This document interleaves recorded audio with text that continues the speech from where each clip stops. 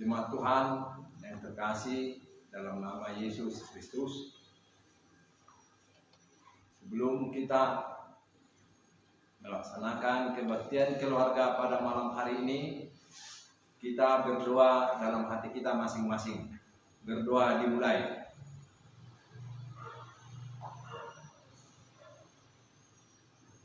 Berdoa selesai, kita bernyanyi.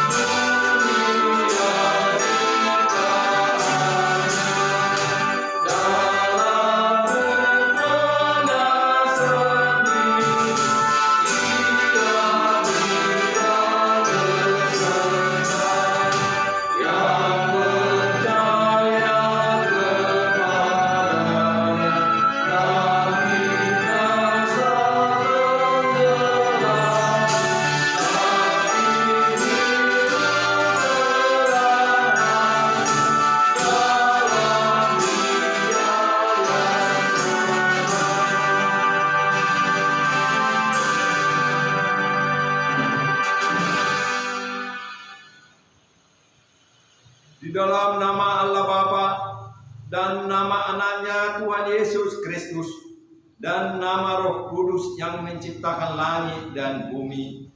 Amin. Sebab di dalam Dia Allah telah memilih kita sebelum dunia dijadikan, supaya kita kudus dan tak bercacat di hadapannya. Bersukacitalah karena Tuhan, hai orang-orang benar, dan nyanyikanlah syukur bagi namanya yang kudus. Agungkanlah Tuhan, pujilah namanya untuk selama-lamanya. Haleluya. Marilah kita berdoa. Ya Tuhan Allah yang Maha Kuasa, berikanlah bagi kami iman yang benar, yang tumbuh dan kuat. Berikanlah bagi kami kasih yang setia mencintai Tuhan dan manusia. Berikanlah bagi kami pengharapan yang hidup, supaya kami bersukacita melakukan kehendak-Mu. Dengarlah doa kami ini di dalam nama anak-Mu, Tuhan Yesus Kristus Tuhan kami. Amin. Epistel untuk kita pada malam kebaktian keluarga malam ini diambil dari Yeremia 22, dimulai dari ayat 1 sampai ayat 9. Kita baca secara responsorial. Beginilah firman Tuhan. Pergilah ke istana Raja Yehuda dan sampaikanlah di sana firman ini. Katakanlah dengan firman Tuhan, hai Raja Yehuda yang duduk di atas tahta Daud, engkau, pegawai-pegawaimu dan rakyatmu yang masuk melalui pintu-pintu gerbang ini. Beginilah firman Tuhan. Lakukanlah keadilan dan kebenaran. Lepaskanlah dari tangan pemerasnya orang yang dirampas haknya. Janganlah engkau menindas dan janganlah engkau memperlakukan orang asing, yatim dan janda dengan keras.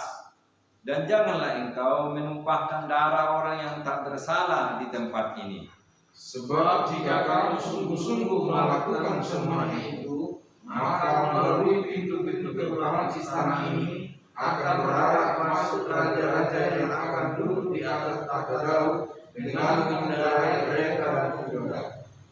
yaitu pegawai-pegawainya dan rakyatnya. Tetapi jika kamu tidak mendengarkan perkataan-perkataan ini, maka aku sudah bersumpah demi diriku. Demikianlah firman Tuhan, bahwa istana ini akan menjadi reruntuhan. Sebab inilah firman Tuhan mengenai keluarga Raja Yehuda. Engkau seperti Gilead bagiku, seperti puncak gunung Lebanon. Namun pastilah aku akan membuat engkau menjadi padang gurun, menjadi kota yang tidak didiami orang. Aku akan menetapkan pemusnah-pemusnah terhadap engkau, masing-masing dengan senjatanya. Mereka akan menebang pohon aras pilihanmu dan mencampakkannya ke dalam api. Dan apabila banyak bangsa melewati kota ini, maka mereka akan berkata seorang kepada yang lain, mengapakah Tuhan melakukan seperti itu kepada kota yang besar ini? Kita sama-sama. Orang akan menjawab, oleh karena mereka telah melupakan perjanjian Tuhan, Allah mereka, dan telah sujud menyembah kepada Allah lain dan beribadah kepadanya. Amin. Demikian bunyinya, berbahagialah orang yang mendengarkan firman Allah serta memeliharanya. Amin. Kita bernyanyi.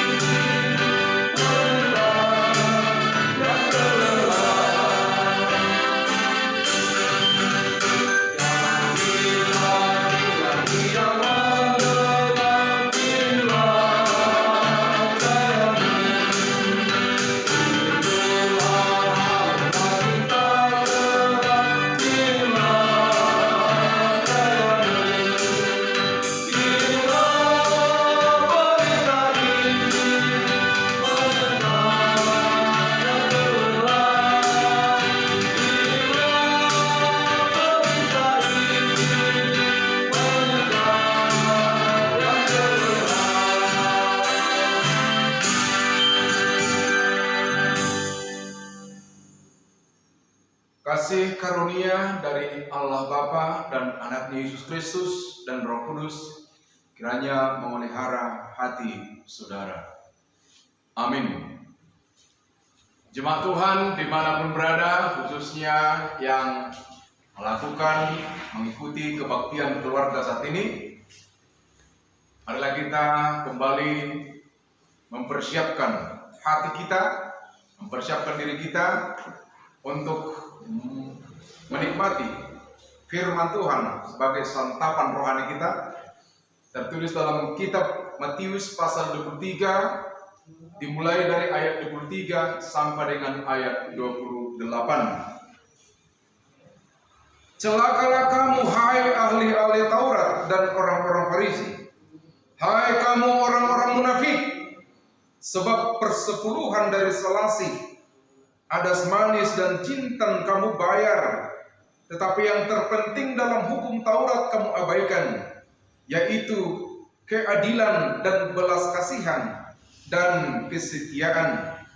Yang satu harus dilakukan dan yang lain jangan diabaikan. Hai kamu pemimpin-pemimpin buta, nyamuk kamu tapiskan dari dalam minumanmu, tetapi unta yang di dalamnya kamu telan. Celakalah kamu, hai ahli-ahli Taurat dan orang-orang Farisi, hai kamu orang-orang munafik, sebab cawan dan pinggan kamu bersihkan sebelah luarnya, tetapi sebelah dalamnya penuh rampasan dan kerakusan. Hai orang Farisi yang buta, bersihkanlah dahulu sebelah dalam cawanmu itu, maka sebelah luarnya juga akan bersih. Celakalah kamu, hai ahli-ahli Taurat dan orang-orang Farisi, hai kamu orang-orang munafik, sebab kamu sama seperti kuburan yang dilabur putih, yang sebelah luarnya memang bersih tampaknya, tetapi yang sebelah dalamnya penuh tulang belulang dan pelbagai jenis kotoran. Demikian jugalah kamu. Di sebelah luar kamu tampaknya benar di mata orang, tetapi di sebelah dalam kamu penuh kemunafikan dan kedurjanaan. Demikian khotbah atau teks khotbah untuk kita malam. Bapak Ibu yang dikasihi Tuhan, saudara-saudara dimanapun berada, hari ini kita diingatkan oleh firman Tuhan supaya kita tampil apa adanya di hadapan Tuhan. Tidak perlu munafik. Munafik artinya tidak sesuai apa yang di dalam hati kita dan apa yang di luar dari hati kita. Kita bisa berusaha memoles bahasa-bahasa kita, memoles ucapan-ucapan kita dengan berbagai atribut-atribut yang melekat dalam diri kita, pakaian-pakaian kita supaya terlihat suci, terlihat orang baik. Kita bisa melakukan itu. Tapi yang paling penting harus seimbang, harus sama. Apa yang dalam hati kita, biarlah itu juga yang muncul, yang nampak, yang kelihatan, bahkan di dalam tindakan-tindakan kita. Begitu marahnya Tuhan Yesus kepada ahli-ahli Taurat, kepada orang-orang Farisi. Mengapa mereka ini yang menjadi sasarannya? Mengapa pemuka agama ini yang menjadi sasarannya? Ahli Taurat adalah mereka yang ahli, sama dengan namanya. Mereka adalah sebuah komunitas yang ahli menafsirkan hukum Taurat. Itu tidak dapat disangkal memang. Mereka ahli. Sama dengan Paulus sebelum bertobat ketika itu. Siapa orang Farisi? Orang Farisi adalah, mereka ini adalah pemimpin-pemimpin ibadah. Pemimpin ibadah, mereka inilah yang memimpin ibadah, yang berdoa, membaca hukum Taurat dalam sinagoge mereka atau rumah ibadah mereka. Tapi apa yang terjadi? Jabatan yang melekat dalam diri mereka, justru mereka pakai untuk membohongi umat, untuk menipu umat dengan kemunafikannya, dengan bahasanya. Mereka dengan sesuka hati menafsirkan Taurat itu untuk kepentingan mereka. Jika itu mendukung kepentingannya, maka hukum Taurat akan diarahkan tafsirannya kepada kita. Kalau itu bertentangan dengan kepentingan mereka, mereka akan mengabaikan itu dan membuat tafsiran-tafsiran yang mendukung kejahatan. Luar biasa kehidupan beragama seperti ini. Orang-orang Farisi juga khotbahnya akan enak ketika itu mendukung kepentingannya. Tapi khotbahnya juga akan keras ketika itu pada orang-orang yang bertentangan dengan keinginan mereka. Maka Yesus menegur, untuk apa kau tafsirkan seperti itu? Sebagian kamu lakukan, sebagian lagi kamu abaikan. Justru yang terpenting dalam hukum Taurat itu kamu abaikan. Apa itu tadi? Keadilan, kesetiaan, belas kasihan itu kamu abaikan.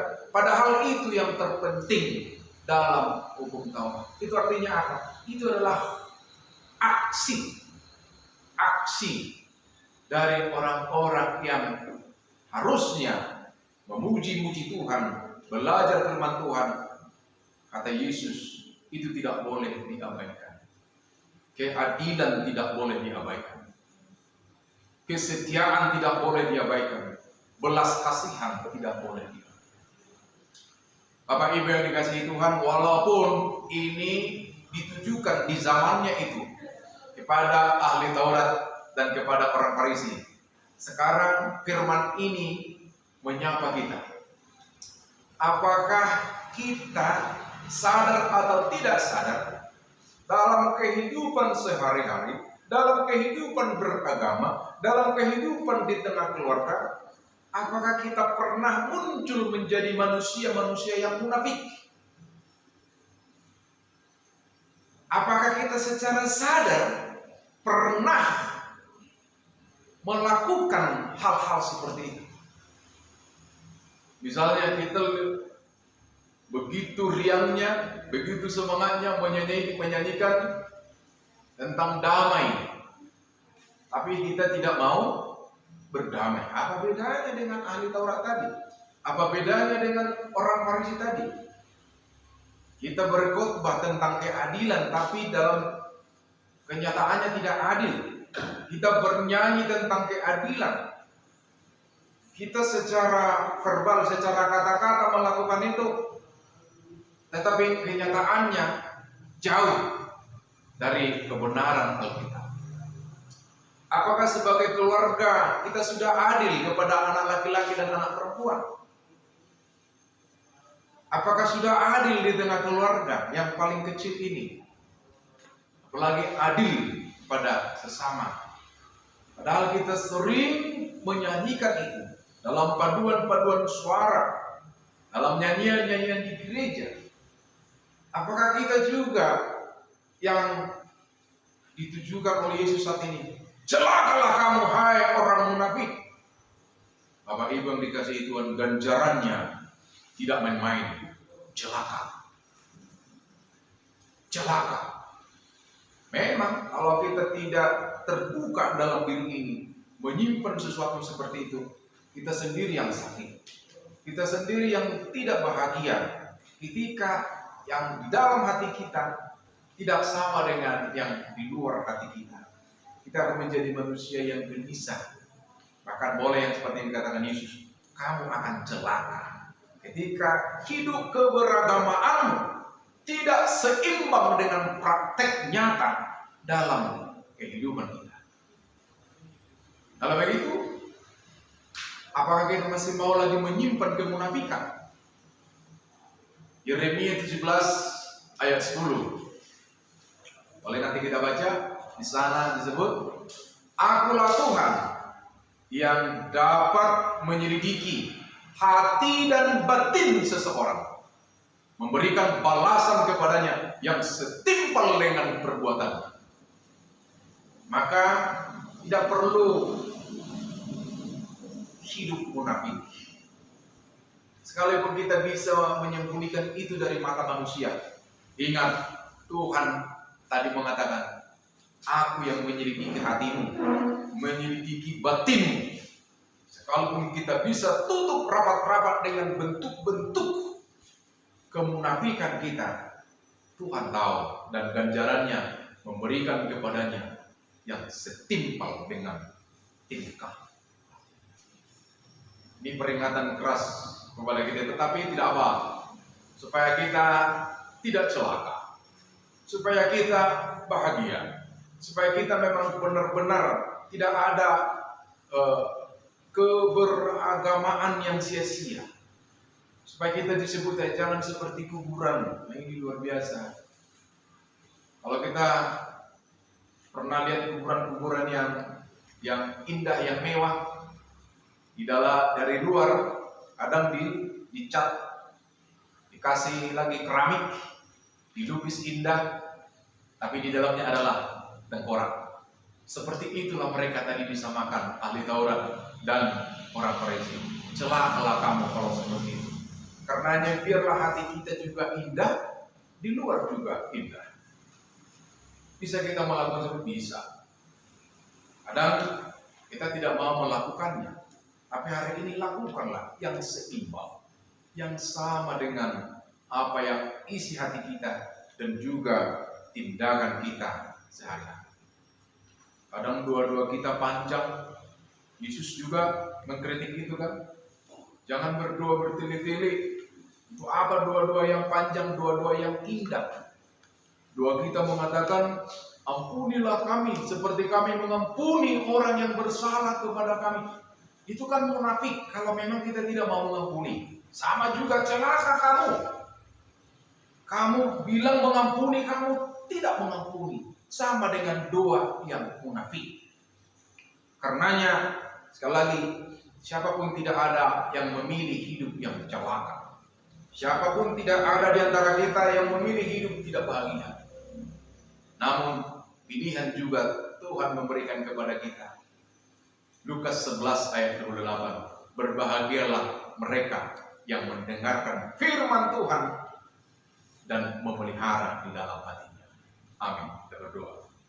Terima kasih Tuhan, firman-Mu yang begitu dahsyat menegur kami, mengarahkan kami supaya kembali ke jalan yang benar. Supaya kami tidak menjadi manusia-manusia yang munafik di hadapan Tuhan. Khususnya dalam kehidupan beribadah kami, dalam kehidupan beragama kami. Kami sering membungkusnya dengan sapaan-sapaan indah, dengan nyanyian-nyanyian indah, bahkan dengan doa-doa yang indah. Tapi sesungguhnya berbeda dengan apa yang di dalam hati kami. Ampunilah kami atas kemunafikan kami selama ini. Berilah kami kekuatan sebagaimana firman hari ini, supaya kami aktif melakukan keadilan, aktif melakukan kesetiaan, aktif melakukan belas kasihan. Berilah kami Roh Kudus, supaya kami praktek keagamaan kami sungguh-sungguh sama dengan di dunia nyata. Dalam Kristus kami berdoa. Amin. Kita bernyanyi.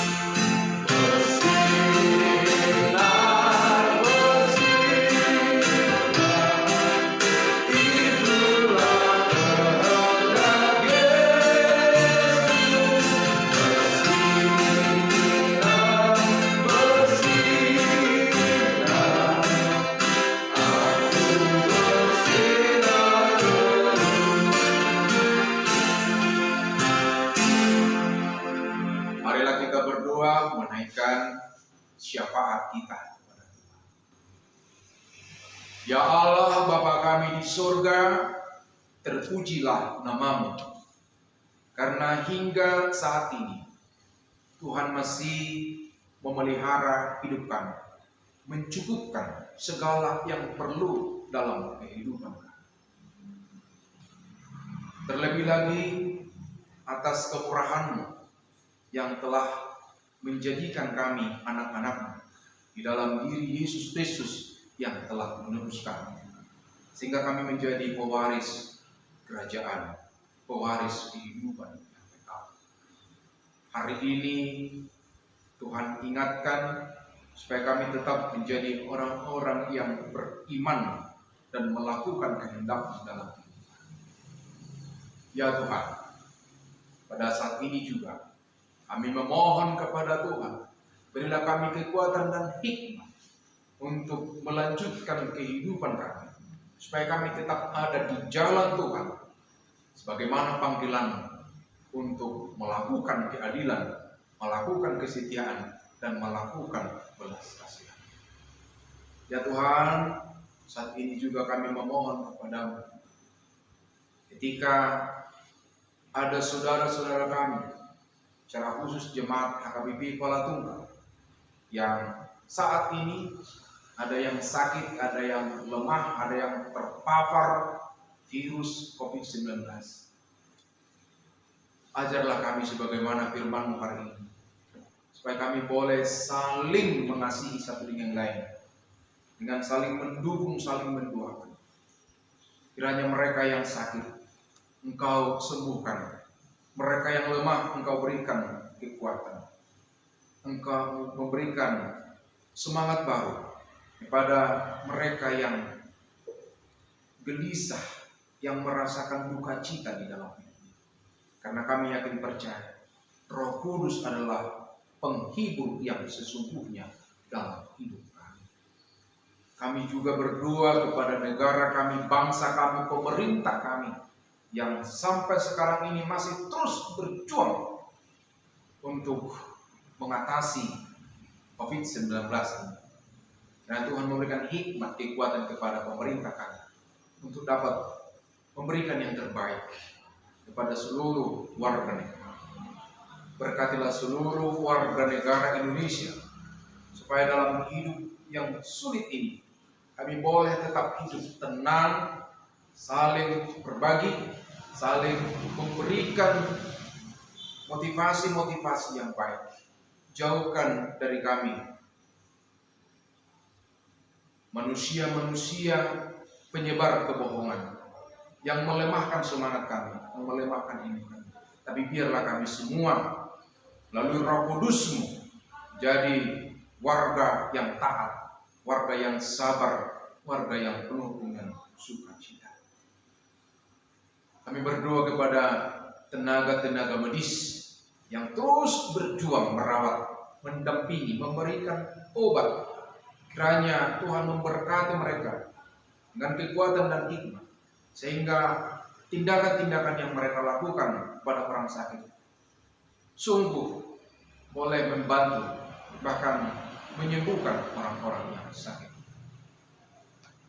Kami berdoa kepada anak-anak kami, generasi bangsa ini, anak-anak yang Tuhan titipkan kepada setiap keluarga yang sekarang sedang bertumbuh, yang masih sekolah.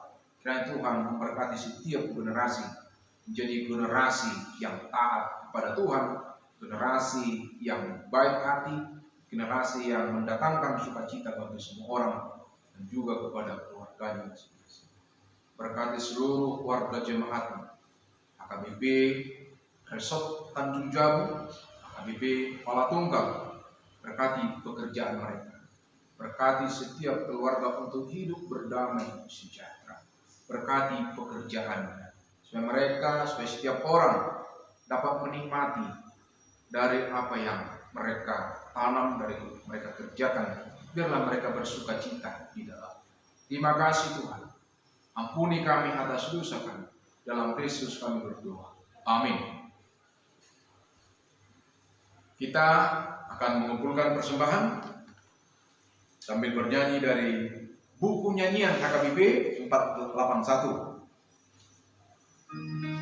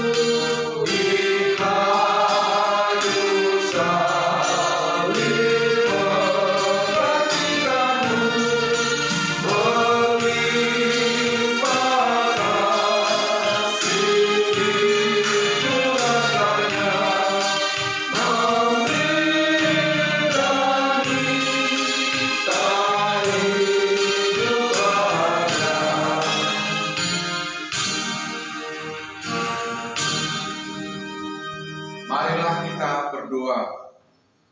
Ya Allah Bapa kami yang di surga, kami mengaku bahwa Tuhan adalah sumber dari segala karunia yang melimpah dalam kehidupan kami masing-masing.